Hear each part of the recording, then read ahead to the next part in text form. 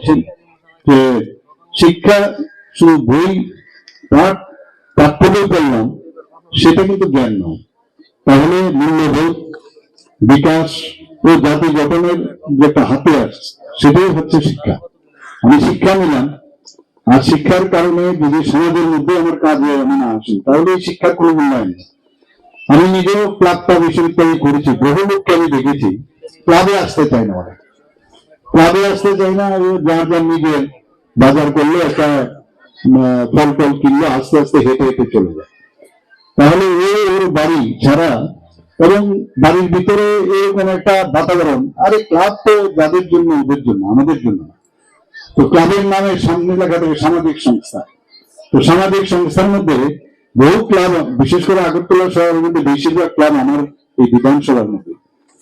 তো অনেকে ভয় পায়। তো এই যে ব্যক্তিগুলো আছে যারা শিক্ষায় শিক্ষিত, তাদেরকে কিন্তু ক্লাবে যদি আনা যায় তাহলে সমাজ কিন্তু দেখবেন যে অনেক যে সমাজ যে সামাজিক বিষয়গুলো অনেক মানে উর্বর হবে, আমি নিশ্চিত।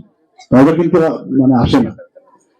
তো সেই জায়গায় দাঁড়িয়ে আমার মনে হয় এগুলো কিন্তু আমাদের সবাইকে, এবং তাদের একটা ভয় ভীতি থাকে এইসব ঝামেলা থেকে যাবে। আর ঝামেলা না নিলে কোনো অবস্থায় সমাজের কাজে রাখবে না, ঝামেলা থাকবেই।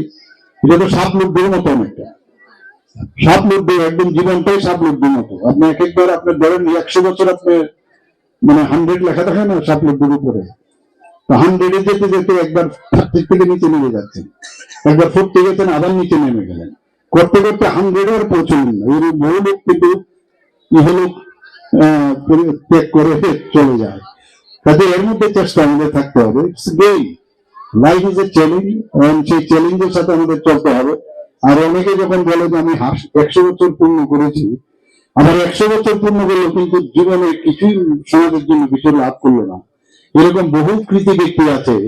বিবেকানন্দ থেকে শুরু করে আমাদের যে বিভিন্ন যে কবি সাহিত্যিক, তাদের যদি আমরা জীবন দেখি, খুব অল্প সময়ের মধ্যে তারা এই সব কীর্তি এখানে রেখে গেছেন, তাদেরকে এখনো আমরা স্মরণ করি।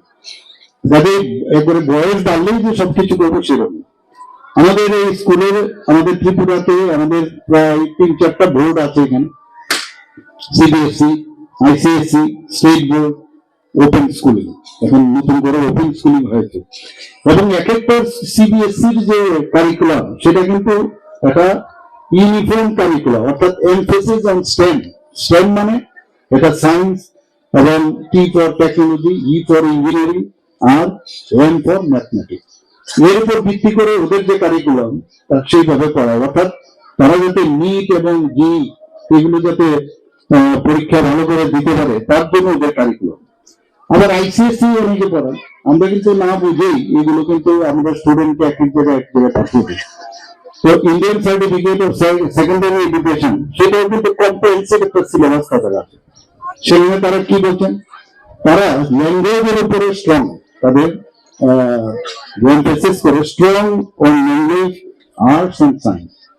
এবং স্টেট বোর্ড, আমাদের এখানে ত্রিপুরা মধ্যশিক্ষা পর্ষদের যে বোর্ড, সেখানে কিন্তু আমাদের বা অন্যান্য স্টেট বোর্ডে সেখানে রিজিওনাল বেসিস, সেখানে যে কালচার, সেখানে যে সংস্কৃতি, তার যে ভৌগোলিক বিষয়, সেগুলো ঢুকিয়ে তারপর বাকিগুলো করে। এখন যদি সিবিএসসি স্টাইলে আমরা করছি, তো এখন আরেকটা নতুন ওপেন স্কুলিং, আরেকটা হচ্ছে ইন্টারন্যাশনাল বোর্ড। ইন্টারন্যাশনাল বোর্ড হচ্ছে বিদেশে যাওয়ার জন্য যে ধরনের গ্লোবাল এক্সপোজারের দরকার, সেই ধরনের আমরা ইন্টারন্যাশনাল বোর্ড গুলোর মধ্যে অনেক গার্জিয়ান তার ছেলে মেয়েদের পাঠান। আর ওপেন স্কুলিং যেটা এখন নতুন করে বোর্ড হয়েছে, ওপেন স্কুলিং বোর্ড, আমাদের এখানে ওপেন ইউনিভার্সিটি হয়েছে, বোর্ডের জন্য, স্কুল বোর্ডের জন্য আমাদের কাছে অ্যাপ্লাই করছেন। যারা অনেকে আছে বিভিন্ন কাজে ব্যস্ত থাকে, তারা স্কুলে যেতে পারবে না নিয়মিত, তাদের জন্য ওপেন স্কুল ব্যবস্থা করা হয়েছে। এবং এইভাবে কিন্তু সব দিক দিয়ে কিন্তু একটা কভারেজ আছে যে শিক্ষা যেন সবাই নিতে পারে। এবং আপনারা দেখুন, মাননীয় প্রধানমন্ত্রী যে বিষয়টা বেশি জোর দিয়েছেন, প্রায় 22 থেকে 23 বছর পরে যে এই ধরনের ক্ষেত্রে পড়াশোনা হচ্ছে, প্রপার এডুকেশন মানে হোলিস্টিক যে এডুকেশন, সেটা সবাই দেওয়া যায়। আমরা দেখেছি এতে করে বিরোধীরা বহু হইতে করেছে কোনো অবস্থায়। আমরা নিজেরাও